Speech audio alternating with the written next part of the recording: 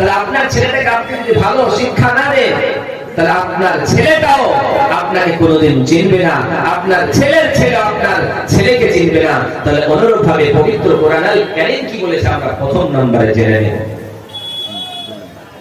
ওই জন্য রব্বুল আলামিন বলে, দুনিয়ার মানুষেরা তোমরা যেই কাজ করো না কেন, যেই কর্ম করো না কেন, আমার পবিত্র কোরআন আল কারীমের ভিতরে যা ঘোষণা করেছে তোমরা যদি পন্থা মেনে নাও, স্পষ্ট রূপে তোমরা যে সমস্ত জিনিসগুলি মেনে নাও, তাহলে তোমরা প্রকৃতভাবে মুমিন হয়ে যাবা।